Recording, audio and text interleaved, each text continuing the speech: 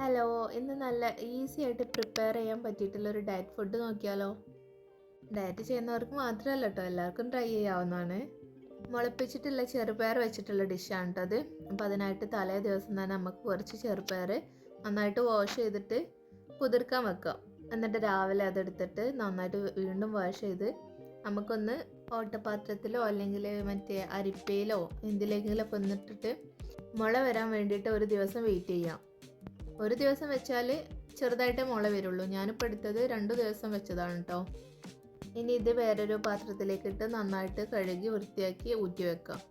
ഇത് വേണമെങ്കിൽ നമുക്ക് കുറച്ച് നാരങ്ങനീരും ഉപ്പും കുരുമുളക് പൊടിയൊക്കെ ഇട്ടിട്ട് വേണമെങ്കിൽ ഇങ്ങനെയും കഴിക്കാം കേട്ടോ. ഞാനിപ്പോൾ ഇത് വേവിച്ചിട്ടാണ് കഴിക്കുന്നത്, അതായത് ഒരുപാട് വേവിക്കേണ്ട ആവശ്യമില്ല. ഇതിലേക്ക് കുറച്ച് ഉപ്പിട്ട് മിക്സ് ചെയ്തിട്ട് ആവിയിൽ വേവിച്ചെടുക്കാം കേട്ടോ. അപ്പോൾ ഞാനിപ്പോൾ ചെയ്യണത് ഏറ്റവും നല്ല വഴി എന്ന് പറയുന്നത് ആവിയിൽ വേവിച്ചെടുക്കുകയാണ്. ഇങ്ങനെ തന്നെ ചെയ്യണമെന്ന് നിർബന്ധമല്ല, നമുക്ക് വേണമെങ്കിൽ കുക്കറിൽ ഒരു വിസിൽ അടുപ്പിച്ചെടുക്കാം. അതല്ല എന്നുണ്ടെങ്കിൽ സാധാ പാത്രത്തിൽ ഇത്തിരി വെള്ളം ഒഴിച്ചിട്ട് അങ്ങനെ വേവിച്ചെടുക്കാൻ വേണമെങ്കിൽ ചെയ്യാം കേട്ടോ. ഇനി ഇത് തയ്യാറാക്കാൻ വേണ്ടിയിട്ട് ഒരു ചട്ടിയിലേക്ക് 2 ടേബിൾ സ്പൂൺ വെളിച്ചെണ്ണ ഒഴിക്കുക. അതിലേക്ക് ചെറുതായിട്ട് അരിഞ്ഞ ഒരു വലിയ ഉള്ളി ചേർക്കാം.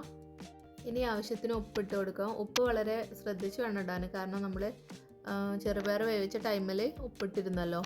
ഇനി ഇതിലേക്ക് നമ്മൾ മുട്ട ചേർക്കുന്നുണ്ട്, ആ ടൈമിൽ നമ്മൾ ഇച്ചിരി ഉപ്പ് ചേർക്കും. അതുകൊണ്ട് ശ്രദ്ധിച്ചിട്ട് വേണം ഇടാൻ കേട്ടോ. ഇനി എരിവിന് ആവശ്യമായിട്ടുള്ള പച്ചമുളകും കൂടി ചേർത്ത് കൊടുക്കുക. ഇത് രണ്ടും കൂടെ നന്നായിട്ട് വഴന്ന് വരുന്ന ടൈമിൽ നമുക്ക് ഒരു 1/4 ടീസ്പൂൺ മഞ്ഞൾപ്പൊടി ഇട്ട് കൊടുക്കാം.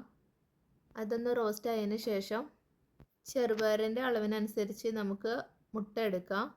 ഞാനിപ്പോൾ ഇവിടെ എടുത്തിട്ടുള്ളത് 5 മുട്ടയാണ്. ഇനി മസാലയും മുട്ടയും കൂടെ മിക്സ് ചെയ്ത് ഡ്രൈ ആക്കി എടുക്കാം. ഇനി മുട്ടയിലേക്ക് ആവശ്യത്തിനുള്ള ഉപ്പും കൂടെ ഇടാം.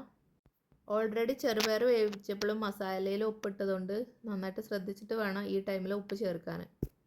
ഇനി ഇതിലേക്ക് നമുക്ക് വേവിച്ച് വെച്ചിട്ടുള്ള ചെറുപയർ കുറേശ്ശെ ചേർത്ത് നന്നായിട്ട് മിക്സ് ചെയ്ത് കൊടുക്കുക. എല്ലാം കൂടി യോജിക്കുന്ന രീതിയിൽ നന്നായിട്ട് തന്നെ മിക്സ് ചെയ്യണേ. അവസാനമായിട്ട് ഒരു ടീസ്പൂൺ നെയ്യും കൂടി ഇട്ട് കൊടുക്കുന്നുണ്ട്. ഇതാണ് സീക്രട്ട് ആയിട്ടുള്ള ഒരു ഇൻഗ്രീഡിയൻറ്റ് കേട്ടോ അതിൽ. ഈ ഒരു ഡിഷ് എന്ന് പറയുന്നത് ഉണ്ടാക്കാനും ഭയങ്കര സിമ്പിളാണ്, എന്നാൽ കഴിക്കാനും നല്ല ടേസ്റ്റുമാണ്, അത്ര തന്നെ ഹെൽത്തിയാണ് കേട്ടോ. ഇത് നമുക്ക് ബ്രേക്ക്ഫാസ്റ്റിനോ ലഞ്ചിനോ ഡിന്നറിനോ എപ്പോൾ വേണമെങ്കിലും കഴിക്കാൻ പറ്റിയിട്ടുള്ള ഡിഷാണ്. ഉണ്ടാക്കി നോക്കിയിട്ട് എല്ലാവരും അഭിപ്രായം പറയണേ. റെസിപ്പി ഇഷ്ടപ്പെട്ടാൽ എന്തായാലും ലൈക്കും കമൻറ്റും ചെയ്യണം കേട്ടോ.